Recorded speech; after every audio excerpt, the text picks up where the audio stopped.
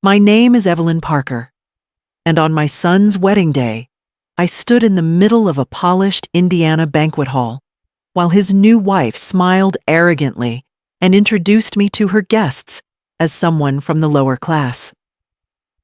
I remember the clink of champagne glasses, the soft hum of the string quartet, and the sudden burn that rose in my cheeks when she said those words. In that moment, it felt as if the entire room exhaled quietly, waiting to see how I would react. But I didn't react. I simply stood there holding the small, wrapped gift I'd brought for Adam and Brianna, pretending that none of it bothered me. I thought that would be the end of it. But then Adam's close friend from childhood walked across the room, smiled wide, and said, "Hello, Director."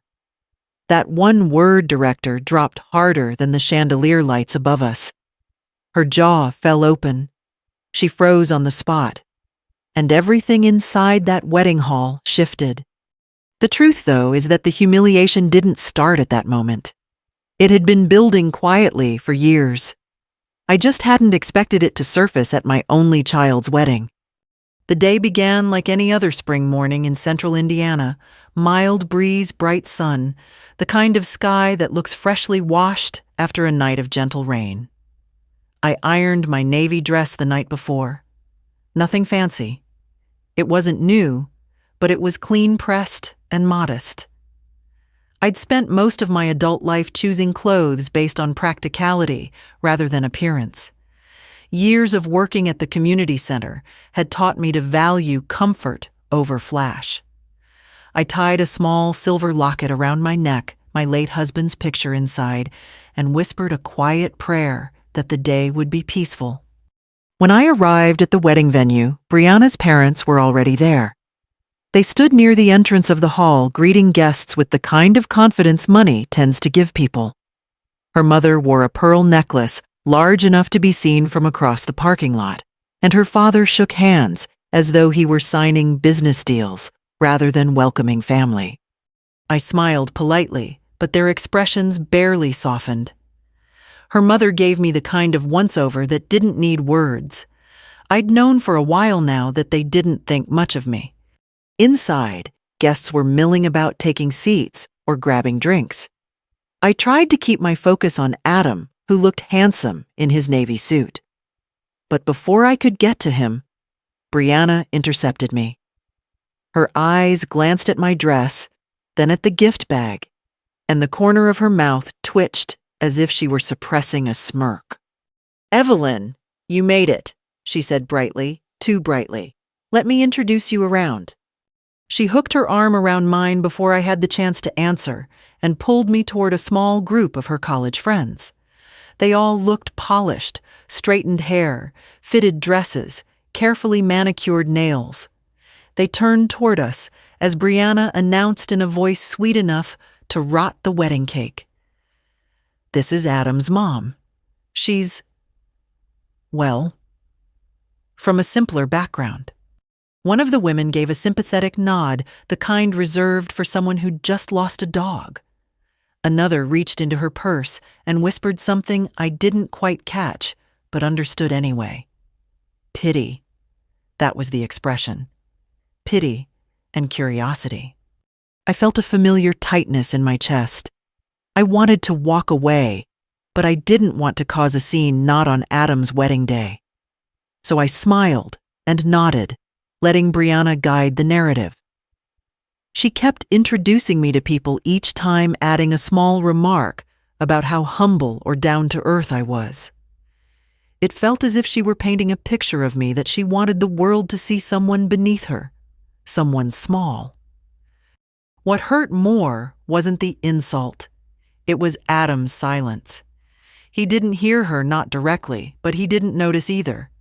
He floated from table to table, shaking hands, hugging relatives, completely unaware of what his wife was doing. I felt invisible. About an hour later, when the cocktail reception was in full swing, Brianna introduced me to another pair of guests. This time, she said it plainly, without the sugarcoating. "This is Adam's mom. She's from the lower class, but she raised him well enough. It was a strange compliment, wrapped tightly around an insult. Before I could respond, a familiar voice broke through the noise. Director Parker. I turned. Daniel stood there, tall, confident, wearing a tailored suit. He hadn't changed much since high school, just an older version of the boy who used to eat dinner at our house 3 nights a week. He walked straight toward me and gave me a warm hug. I didn't know you'd be here. The director of the Monroe Community Youth Center, still out changing lives, I see. Every head in that tight circle turned. Brianna's smile faltered. Her grip on her champagne glass tightened. Director, she stammered. You run the center. Yes, Daniel said proudly. She's the reason I stayed out of trouble as a teen. She helped half the kids on the South Side find scholarships, jobs, stability. Everyone knows her. The air shifted. I could feel it, like the temperature in the room dropped a few degrees. Brianna blinked quickly, trying to catch her balance. Oh, I didn't realize. I nodded gently.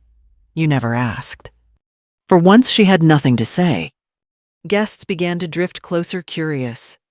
Someone whispered that they'd seen me in the local paper years ago. Another said they remembered the center's fundraising gala. One woman asked about our literacy program. Suddenly, I wasn't invisible anymore. I wasn't the lower-class mother that Brianna had painted me to be. I was myself again. But even then, I didn't feel triumphant. I felt tired, worn from years of being overlooked, exhausted from pretending not to feel the sting of judgment. The wedding went on. People danced, laughed, toasted. But beneath the glowing lights and cheerful music, I knew something inside me had shifted, and something inside Brianna had cracked. And Adam looked confused, conflicted, torn between 2 worlds he didn't know how to merge. It was a crack that would only grow wider in the days that followed. In the days after the wedding, I kept replaying moments in my mind, Brianna's smug smile, the way her friends leaned in to hear her describe me, and the silence that followed Daniel calling me Director. I didn't go to bed angry. I went to bed sad. There's a difference. Anger burns fast, but sadness, it settles in the bones, and it sits there until you give it a place to rest. I sat at my small kitchen table the next morning, the sunlight coming through the curtains in pale ribbons, and I let myself breathe. I'd lived long enough to know that people reveal themselves when they think no one important is watching. Brianna's mistake wasn't in thinking I was lower class. Her mistake was believing that being lower meant being lesser. She hadn't learned yet that class is something a person wears on the inside, not the outside. Still, the sting of her words brought back memories I thought I'd put away for good.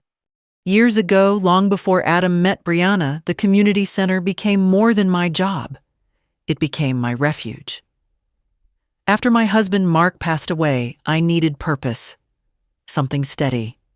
Something bigger than grief. The Monroe Community Youth Center was a building full of mismatched chairs, scuffed floors, donated basketballs, and kids who had nowhere else to go after school. Some came from broken homes. Some came from no homes at all. Others just needed someone to ask them how their day was. I gave them what I had: time structure, a safe place to sit, and a listening ear. That's how I met Daniel. He was 14, angry at the world, convinced everyone expected him to fail. He'd show up in the evenings with his hood pulled tight and his guard even tighter. It took months before he called me Evelyn instead of ma'am, and even longer before he trusted me. But once he did, he blossomed. I saw leadership in him long before he believed in himself. I helped him apply for summer jobs, guided him through college essays, and celebrated when he became the first in his family to earn a degree. It wasn't glamorous work, but it was meaningful. And maybe that's why I never felt the urge to brag about being director. My job wasn't a badge to flash, it was a role I lived quietly. I didn't need anyone's applause. But Brianna's parents, they were the kind who thrived on appearances. I saw it the first night Adam brought her home for dinner. She walked into my kitchen like she was entering a thrift store, polite but cautious, taking in every detail. She sat at my table with her purse on her lap and her shoulders stiff as if afraid the wooden chair might stain her dress. Adam, nervous and eager to impress her, tried too hard. He talked about her parents' country club, their lake house in Michigan, their charity events. I smiled, but deep down, I knew what was happening.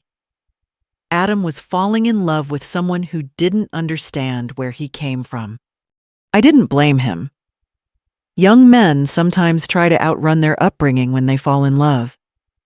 It's easy to forget the beauty of humble roots when dazzling branches are in front of you. As the relationship grew more serious, small changes in Adam began to appear. He stopped dropping by the community center. He avoided introducing me to her friends. He hesitated to talk about our simpler life. At first, I chalked it up to growing pains young adults entering a new world.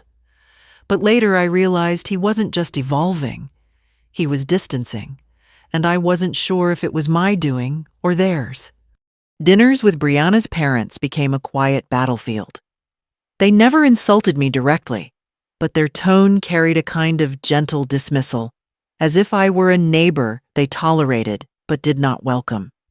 They talked about vacations I couldn't afford, restaurants I'd never heard of, and wine so expensive it could cover a month's worth of groceries. I'd sip my sweet tea, nod politely, and listen. I wasn't ashamed of my life. I was proud of it. But I could see Adam's discomfort every time someone asked me about my job, and I didn't give the answer he thought would impress them. She runs a local youth center, he'd say quickly, as if trying to soften it to make it smaller, to make me easier to fit into Brianna's world. Not once did he mention the programs I built, the grants I fought for, the lives that shifted because of it. But I didn't correct him. I let him navigate the parts of himself he wasn't ready to confront. Then came the engagement. It wasn't that he didn't want me there. It was that Brianna's family wanted a certain image, a certain aesthetic, a certain story. Mom, he told me on the phone, Brianna's parents sort of have a vision for the wedding. It's not personal. They just planned most of it already. I knew what he meant. They wanted control. But hearing my son, my only child, carefully distance me from the happiest day of his life, it hurt more deeply than any insult Brianna could have thrown at me. Still, I stayed silent. Not because I was shy, not because I lacked pride, but because I didn't want to lose him. Sometimes silence is a sacrifice mothers make. But silence has a way of stretching into the spaces between people, turning into distance, then misunderstanding, then vulnerability. By the time the wedding day arrived, I already felt like a guest in my son's new world.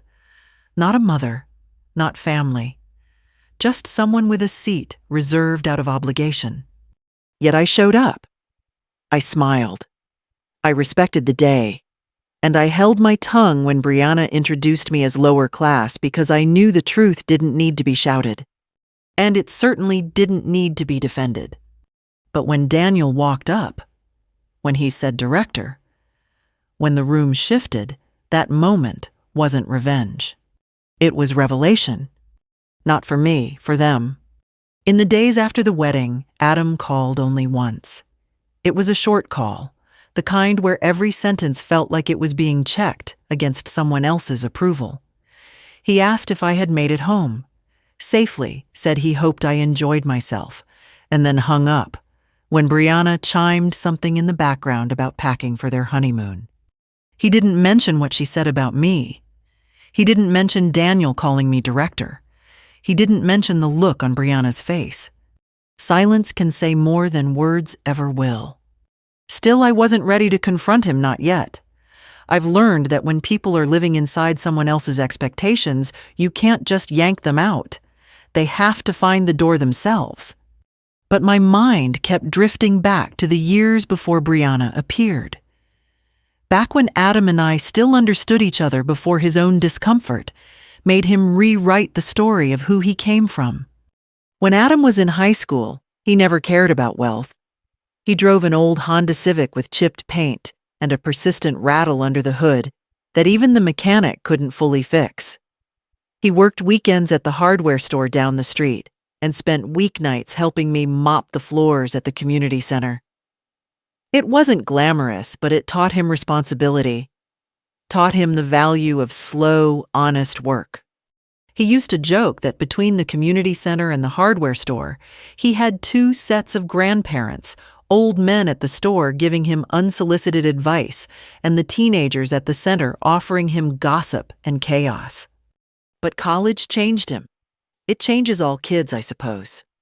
Purdue was bigger, wealthier, shinier than anything he'd known. His freshman roommate came from a family with a condo in Chicago and a ski home in Colorado. Adam once called and told me the roommate's mother flew in just to bring him a forgotten jacket. I had to laugh, Adam said that night. Can you imagine someone flying across the country for a jacket? But as months went on, the laughter turned into something else. A quiet ache. A realization. He didn't come from that world. I noticed the shift during his sophomore year. He stopped asking me to visit campus. He didn't want me to see the new circles he was trying to blend into. I wasn't embarrassed by my life, but he started to be. Not because of anything I did, but because he wanted to belong somewhere he believed I didn't fit. Then junior year, he met Brianna. The first time he brought her to my home, I knew immediately that our worlds were colliding. Brianna walked in with a polite smile, but her eyes flicked around my kitchen with caution, like she was afraid something might rub off on her. She wore a dress too fancy for a weeknight visit, and heels that clicked sharply on my linoleum floor. I cooked a simple dinner: roast chicken, potatoes, green beans. Nothing extraordinary, but warm and homey. Brianna barely touched her plate. Her parents came to dinner a few weeks later, and I prepared the same food, thinking maybe comfort classics could loosen them up. Her mother asked if the chicken was organic, and her father asked whether the potatoes were from a farmer's market. No, I told them, they're from Kroger. Their expressions tightened, and the rest of the meal was eaten with small, polite bites and glances exchanged over their wine glasses. I didn't take it personally, not then, but I recognized the pattern. I'd seen it before. People who were raised with more money than empathy sometimes mistake simplicity for inferiority. And Adam started absorbing their unspoken rules. He bought a newer car. He dressed differently. He avoided talking about his childhood trips to the flea market or our Friday night frozen pizzas. He didn't deny them, but he didn't share them either. By the time he proposed to Brianna, he had one foot planted firmly in a world he didn't grow up in, and the other foot trying hard not to step back into mine. I remember the day he told me about the engagement. He came over alone, which surprised me. He sat at my kitchen table, the same table where he once did homework, sorted Lego pieces, and cried after skinning his knee falling off his bike. But this time he wouldn't meet my eyes. "Mom," he said, fingers tapping the wood. "Brianna's parents are taking care of the wedding planning. They know people. They're giving us a great gift." Gift. That word hung in the air like a foreign currency I wasn't allowed to touch. "I don't want you to worry about anything," he added. "They've got it handled." I smiled, because mothers learn early how to hide the sound of heartbreak. "That's wonderful," I said softly. "I want you to have the wedding you dream of." He nodded, relieved. Too relieved. As if he feared I might ask to help choose the flowers or suggest the cake flavors. The weeks leading up to the wedding were quiet. I sent him messages, little things checking in, reminding him I loved him. Sometimes he responded, sometimes he didn't. Not out of cruelty, but distraction, or perhaps guilt. Then came the rehearsal dinner. That night I understood everything. Brianna's mother gave a speech that included the phrase "new beginnings" in a higher circle. Her father toasted to ambition, success, and marrying upward. Several guests laughed knowingly. And Adam, my sweet Adam, laughed too.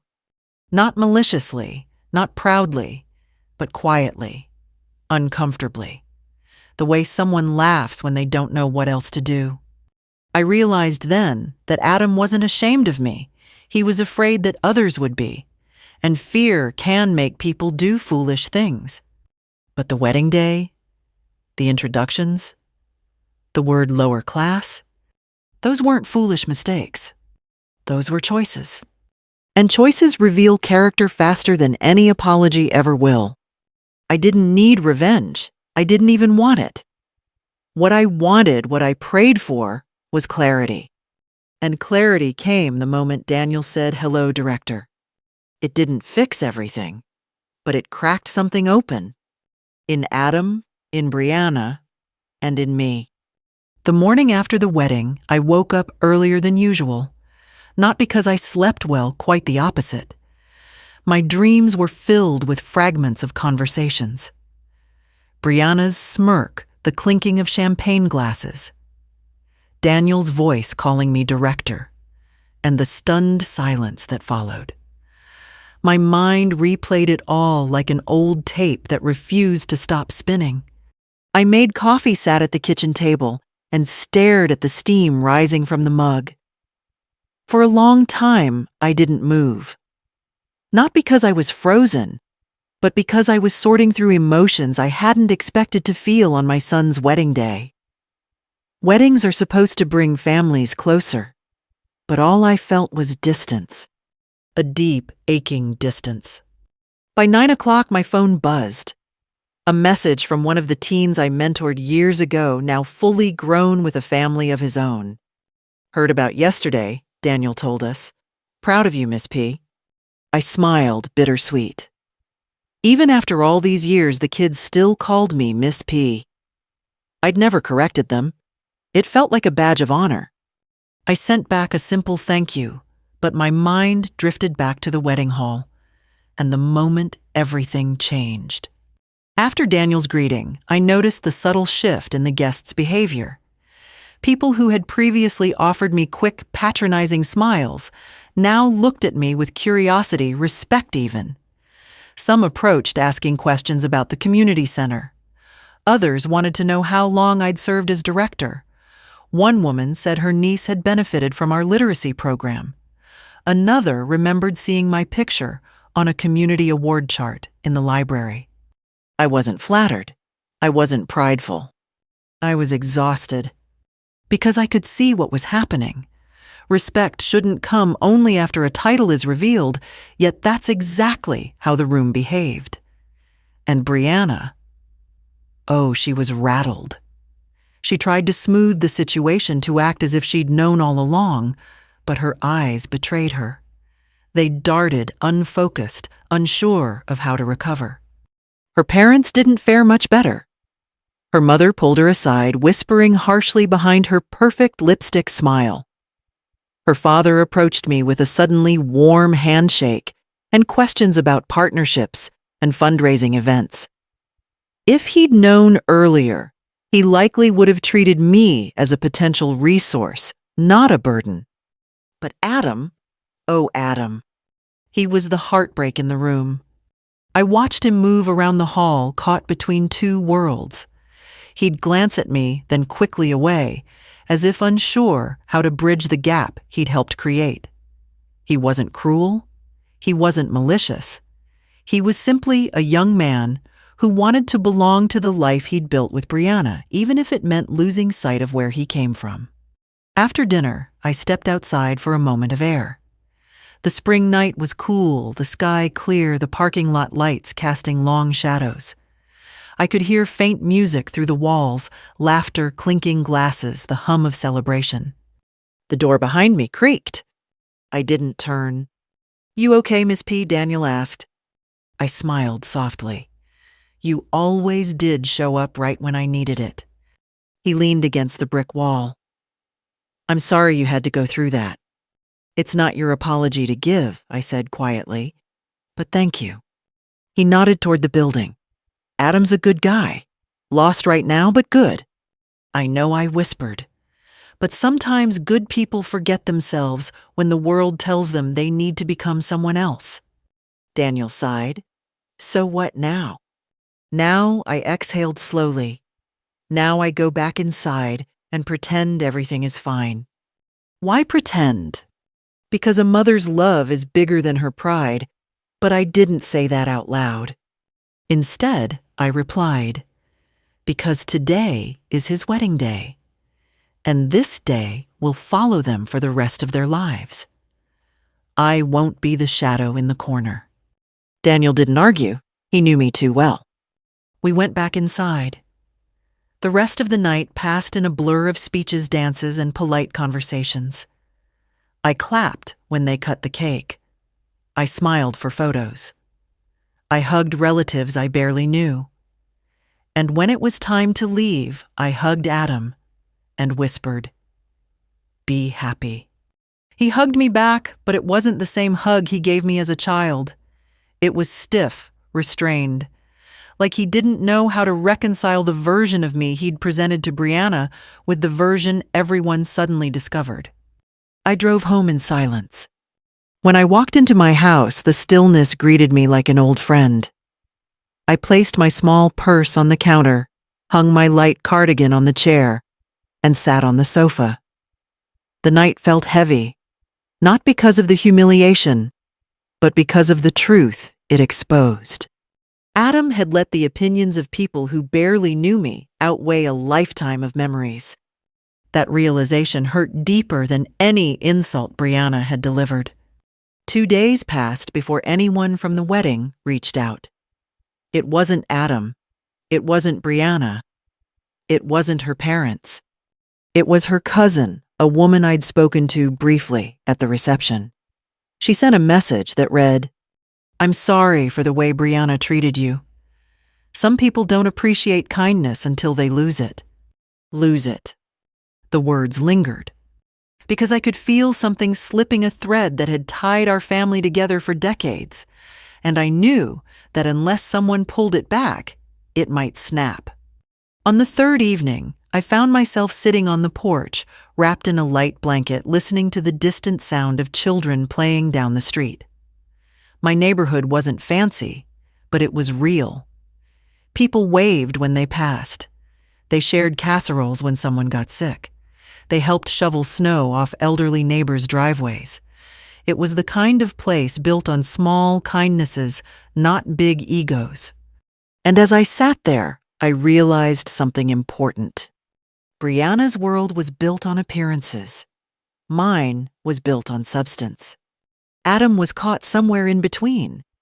And sooner or later, he would have to choose which foundation he wanted to stand on. The wedding humiliation had cracked the surface, but the deeper fracture was just beginning to form. What came next was the part none of us could avoid.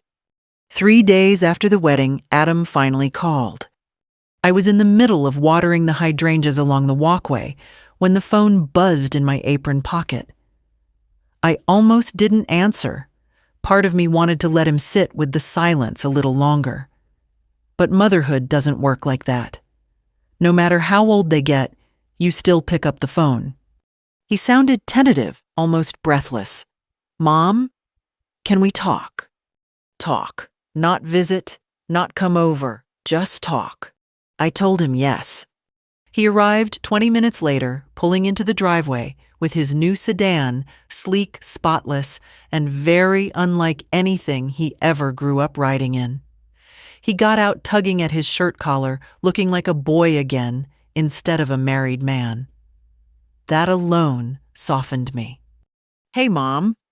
"Come inside," I said gently. He took in the house the way people do when they're seeing something familiar with new eyes.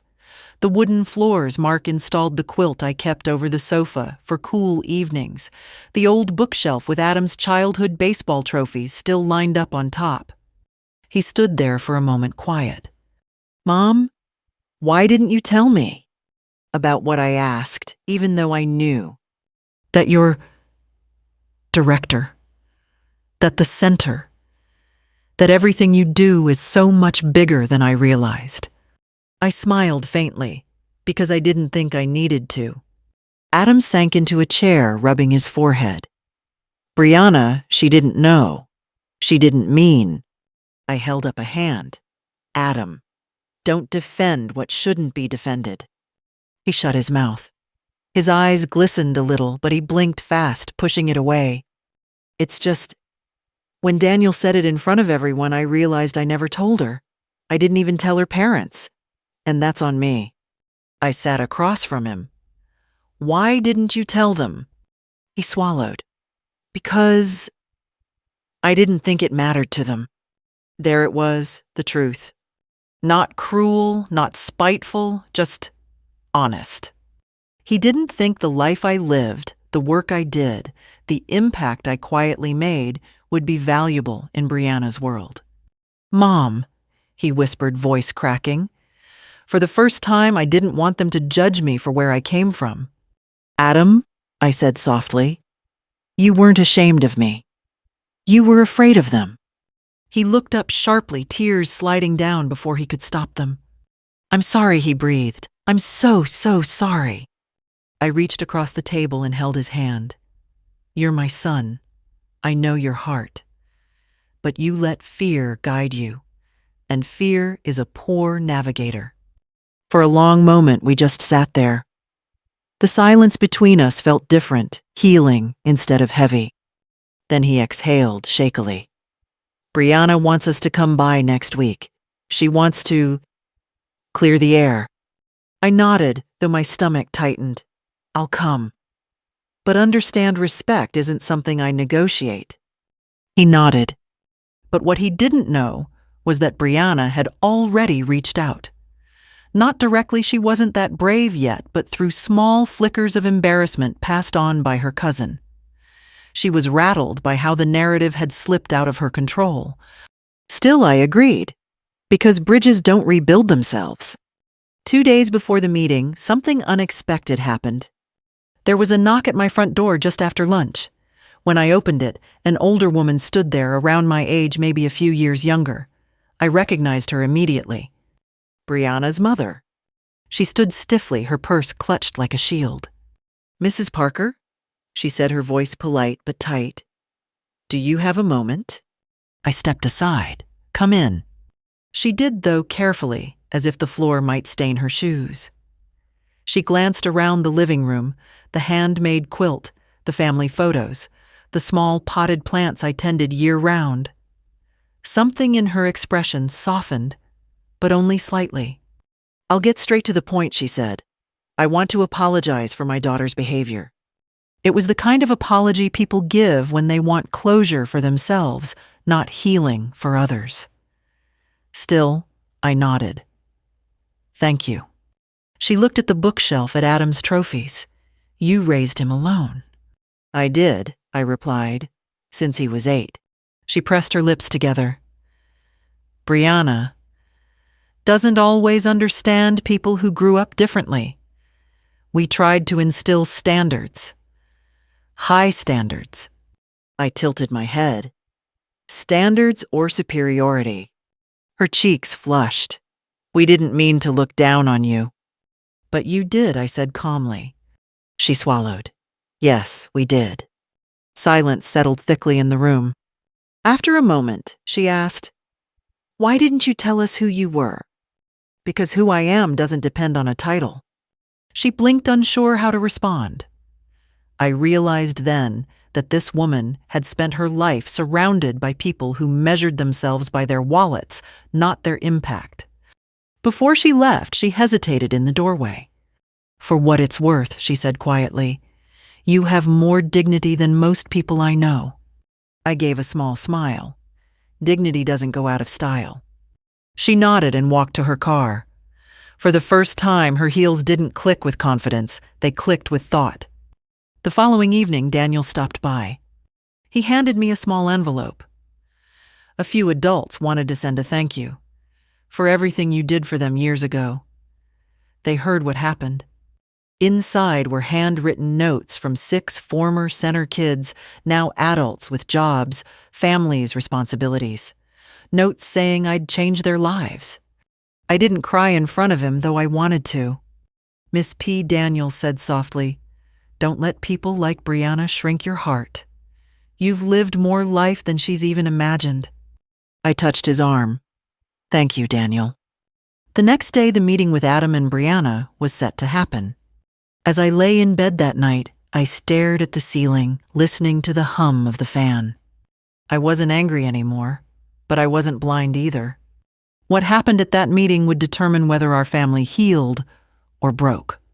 Adam picked me up the next afternoon. I could have driven myself, but he insisted, not out of obligation, but out of something softer. Something that felt like the boy he used to be. He opened the passenger door for me, a gesture so simple yet so telling. He hadn't done that in years. The drive to their townhouse was quiet. Not tense, just quiet in a way that made room for thoughts neither of us knew how to say aloud. The neighborhood they lived in was new, with rows of identical houses and manicured lawns, the kind where every mailbox matched and every porch carried the same seasonal wreath. It felt planned, polished, predictable. A far cry from the lived-in warmth of my street. When we pulled up, Brianna was already standing at the front window. Her silhouette moved away quickly the moment she saw us approach. A nervous gesture. A human gesture. I took note of that. Inside the house smelled faintly of citrus candles and furniture polish. Brianna had set out a tray of lemon bars on the dining table, a peace offering, though she herself didn't touch them. She stood stiffly, her fingers intertwined, her knuckles pale. "Mrs. Parker," she said quietly, "thank you for coming." I nodded. "Thank you for inviting me." Adam motioned to the couch. We all sat, but not together. Adam sat in the middle, Brianna on one end, and I on the other. A triangle of hesitation. For a moment, no one spoke. Then Brianna cleared her throat. "I want to apologize," she began, her voice trembling. "I was unkind. I shouldn't have introduced you the way I did, or said what I said." I thought her voice cracked. I thought that because you lived simply, it meant you didn't matter. There was no defensiveness, no excuses, just honesty stripped bare. I met her eyes. "Thank you for saying that." She swallowed. "I've been trying to impress people my whole life. My parents raised me to think status was everything, that appearances were indicators of worth." She glanced at Adam, then at me. "But I was wrong, and I hurt you." Adam nodded, looking relieved. "Brianna," I said softly. It wasn't the words alone that hurt. It was what they revealed. You weren't just labeling me. You were labeling Adam's past. Her eyes widened a little, as if she hadn't fully considered that. Adam looked down at his hands. "I let it happen," he admitted. "I let them shape how I presented you. I didn't correct anyone. I didn't speak up." "Why?" I asked gently. He closed his eyes. "Because I didn't think you'd fit into their world." "And did you?" I asked. He opened his eyes, and for the first time in years I saw the truth sit plainly in them. "No," he whispered. Silence stretched across the room, painful but healing. Then Brianna took a deep breath. "Your work. The center. Adam told me about it after the wedding. I looked it up. I read the articles. I watched an old interview they did with you." Her voice softened. "I didn't know. I should have asked." "You should have cared," I corrected, not harshly, just honestly. She nodded again. "I do now," she whispered. We sat with that for a moment. Then Adam straightened a little. "Mom, there's something else I want to talk about. Something I didn't know until last night." I looked at him. He swallowed.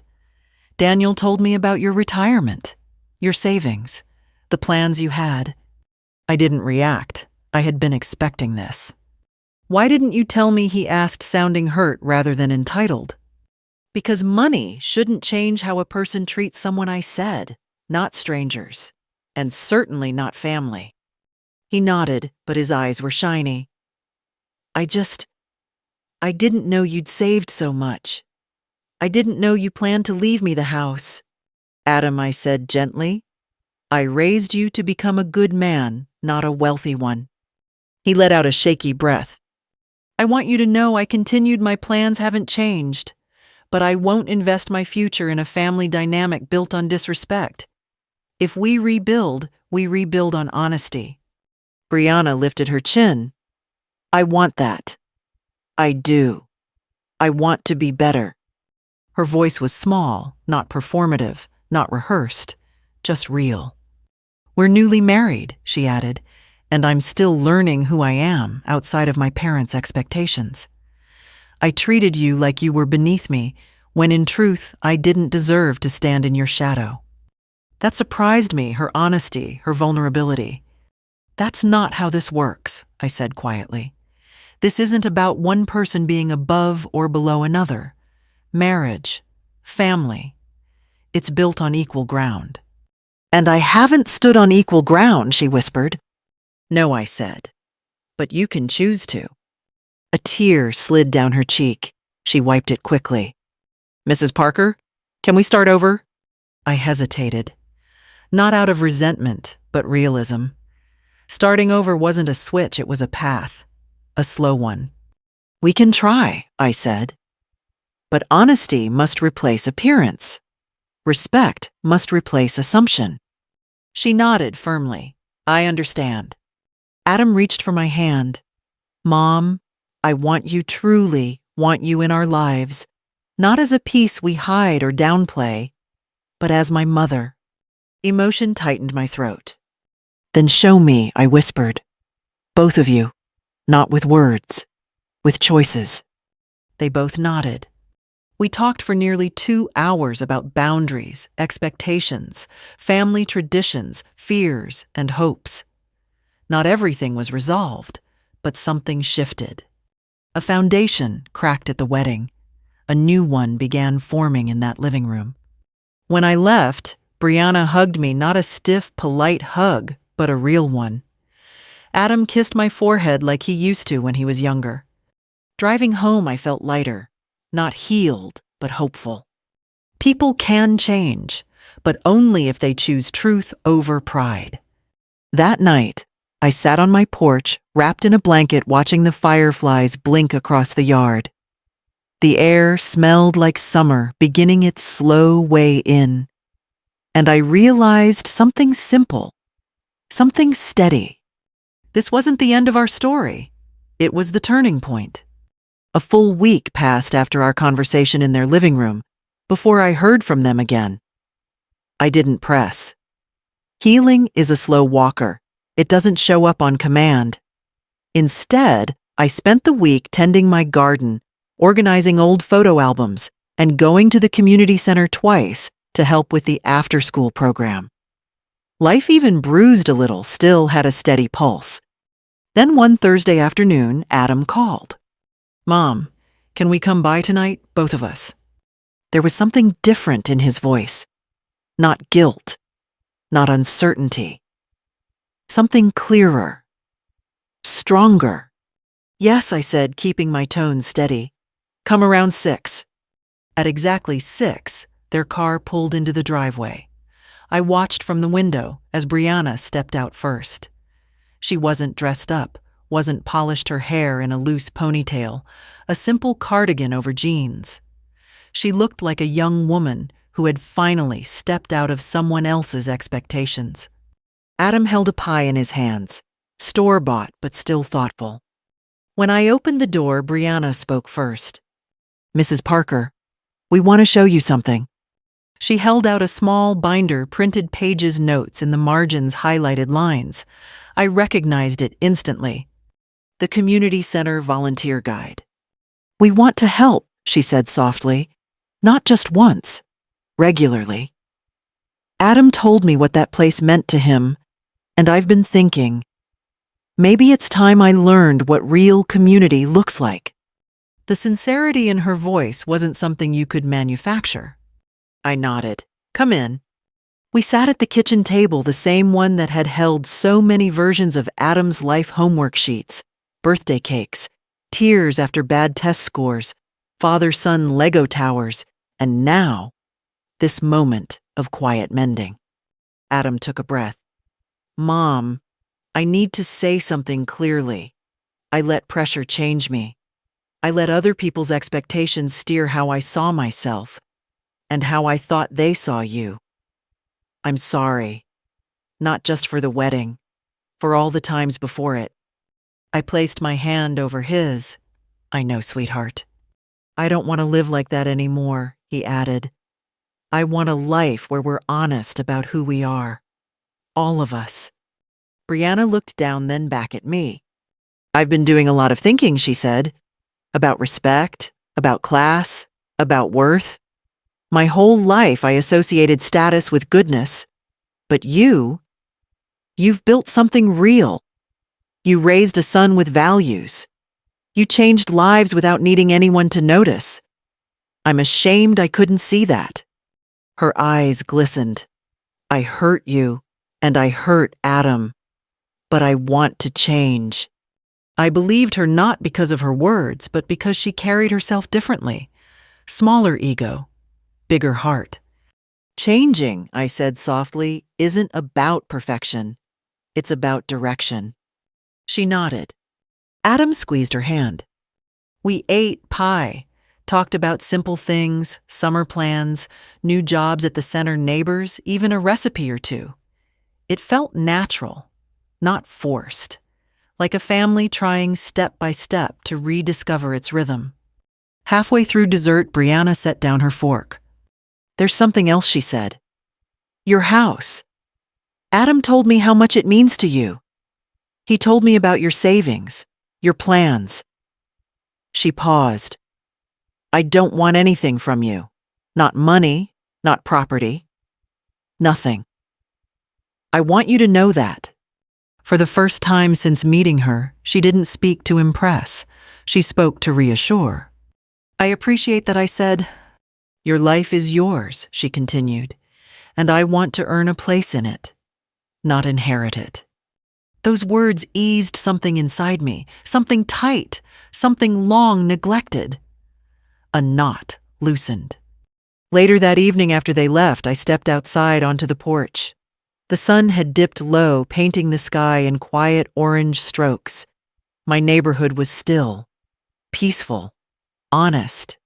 Everything Brianna's world hadn't taught her to value. But she was learning now. And Adam? Adam was rediscovering the parts of himself he'd buried to fit into her family's expectations. Over the following months, the shift continued. Brianna volunteered at the center twice a week, helping with the reading program and occasional fundraisers. She wasn't perfect, no one is, but she tried. The kids liked her, and she learned quickly that real status comes from kindness, not bank accounts. Adam spent more time with me than he had since college. Sometimes we cooked together. Sometimes he helped with yard work. Sometimes he simply sat on the porch with me, sipping sweet tea while we watched cars pass. Slowly, we became us again. One evening in late August, they both invited me over for a family dinner. Brianna made chicken and dumplings, messy, imperfect, delicious, and Adam washed dishes while humming the song Mark used to whistle. After dinner, Adam made a toast. To my mother, he said, raising his glass, for teaching me that dignity doesn't make noise, but it echoes, and for reminding me that the people who lift us up don't always stand in spotlights. My eyes burned in the softest, warmest way. Brianna added, and to the woman who showed me the kind of class money can't buy. We clinked glasses under the warm kitchen lights. That night when I drove home, I realized something remarkable. What began as humiliation had turned into revelation, not through revenge, but through truth. Silence chosen wisely had spoken louder than any confrontation. In the weeks that followed, I found myself sharing this story at the community center, not as gossip, but as a lesson about dignity, about patience, about knowing the worth you carry even when others don't see it. And for anyone watching or listening now, I'll leave you with this. When someone underestimates you, let them. Truth has a way of revealing itself in time, quietly, powerfully, unmistakably. And when it does, the people who matter will stand with you. The ones who don't were never yours to lose. If this story touched, you share it with someone who needs the reminder that respect isn't granted by status, it's earned through character. And if you'd like to hear more stories like this, stay with us. Your presence here means more than you know.